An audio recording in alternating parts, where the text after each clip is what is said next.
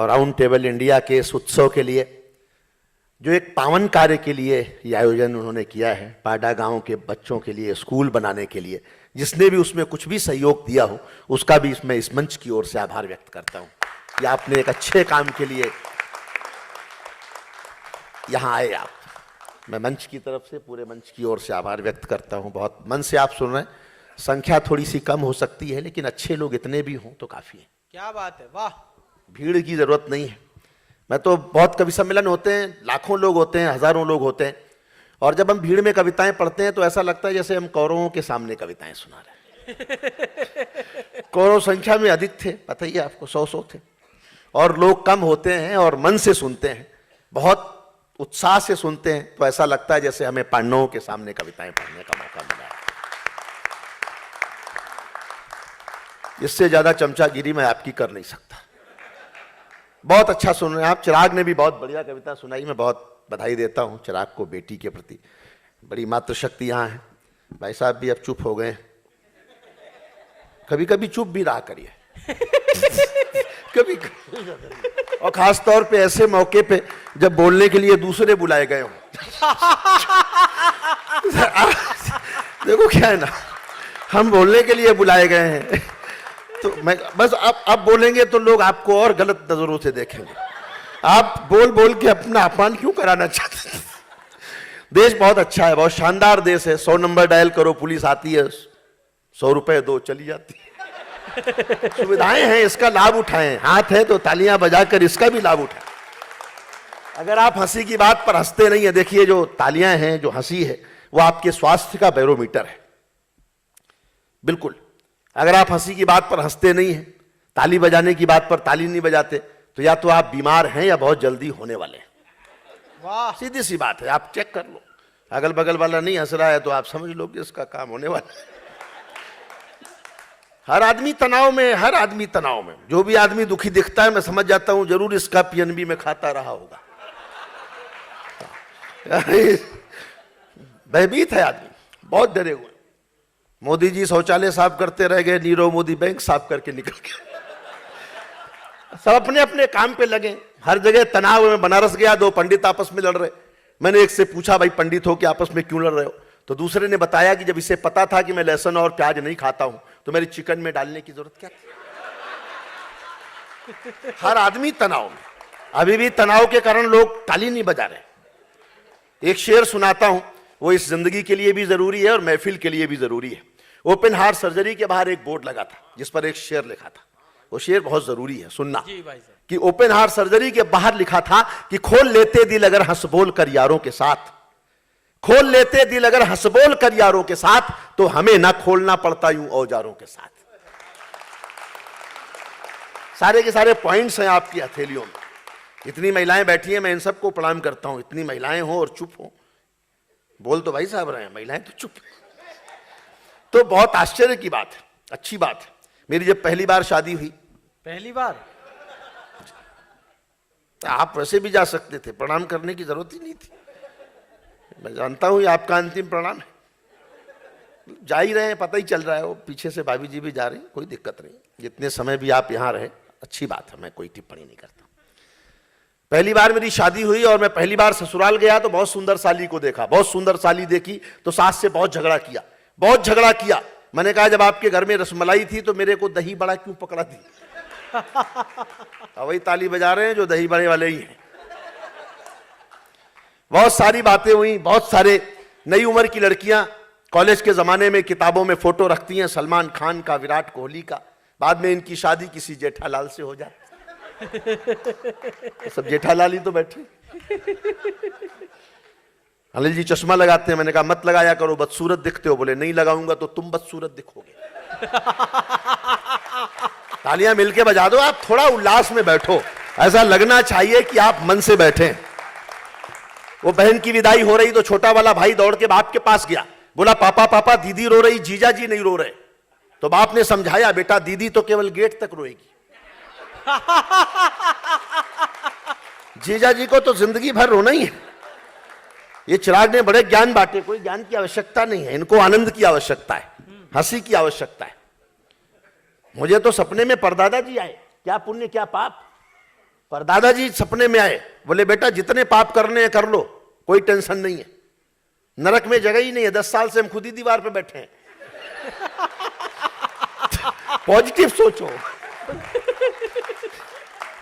आनंद में बैठो, जितने खुश बैठोगे उतना ही अच्छा लगेगा, बहुत अच्छा। हर जगह पॉजिटिव रहो। पद्मावती आई, पॉजिटिव लिया उन्होंने, पद्मावती नहीं रिलीज हो रही थी, प्रतिबंध हटाने के लिए उन्होंने पद्मावत कर दिया। पता ही होगा आपको, पद्मावती का पद्मावत किया, प्रतिबंध हट गया। तो बिहार के लोगों ने नीतीश कुमार जी को चिट्ठी लिखी, बोले साहब आप भी एक बार शराब का शरबत करके देख लो। अगर पॉजिटिव रहना चाहिए, आपकी सोच पॉजिटिव होनी चाहिए। देश अद्भुत देश है, दीवारों पर लिखना मना है, ये बात भी दीवार पर ही लिख के बतानी पड़ती। क्या बात है, वाह। तालियां बहुत कमजोर नहीं होनी चाहिए आपकी, सब लोग हाँ बाबूजी करो, ऐसे कोई दिक्कत नहीं, क्या टेंशन। सब तरफ आदमी का जो है इतनी बातें कि देखो अभी शिवरात्रि गई, जो अमृत पीते हैं वो देव होते हैं, जो विष पीते हैं वो महादेव होते हैं, जो रोज थोड़ा अमृत थोड़ा विष पिए वो पति देव, उसको तो भुगत नहीं है। मैं मोबाइल पे बात कर रहा तो अनिल ने पूछा कि किससे बात कर रहे हो, मैंने कहा बीबी से। बोले इतनी देर हो गई बीबी से बात, मैंने कहा हाँ मेरी थोड़ी है। अब किसी और की है तो लगे रहो मुन्ना भाई। वो चिराग ने बताया कि भाई साहब पत्नी इज्जत नहीं करती, घर का सारा काम मुझसे करवाती है, झाड़ू पोछा चौका बर्तन सब मुझे करने पड़ते हैं, मैं करूं तो क्या करूं। मैंने कहा कुछ मत करो, 2-4 घर और पकड़ लो। कहीं ना कहीं पॉजिटिव रहो भाई, रास्ता निकालो। ये महिलाओं से ज्यादा जीनियस कोई नहीं होता साहब, कोई। पति पत्नी पार्टी में गए तो पति जो है दोस्तों के साथ खाने पीने में व्यस्त हो गया समीर जी, तो पत्नी ने उसे इशारे से बुलाया, दौड़ के आया, हाँ हाँ क्या हुआ क्या हुआ, क्यों बुलाया, ऐसी क्या बात हो गई। पत्नी ने कहा वापस जा, मैं तो उंगली की पावर चेक कर रही थी। तो आप समझ लो कि उंगली की पावर। तालियां जितनी बजाओगे, मैं अभी शुरू नहीं हुआ हूं, अभी मैं शुरू होना चाहता हूं। मेरी पत्नी तो रामदेव जी वाले नूडल्स खरीद के लाई पतंजलि के, मैगी जब बंद हुई थी तो बोली रामदेव जी के नूडल्स लाई हूं पतंजलि के, कैसे खाने मुझे मालूम नहीं। मैंने कहा स्वामी रामदेव जी ने निकाले हैं, एक नाक बंद करो दूसरा से खींचो। पॉजिटिव रहो, अनुलोम आदमी को पॉजिटिव रहना चाहिए साहब, हर जगह पॉजिटिव। बलजीत जी ने बहुत बढ़िया पढ़ा। मुझे तो एक बच्चे ने पूछा कि अंकल क्या वो अलादीन का चिराग रगड़ने से सच में जिन्न निकलते थे। मैंने कहा हाँ बेटा सच में निकलते थे, और कुछ औरतों का मेकअप रगड़ने से भी जिन्न निकलता है।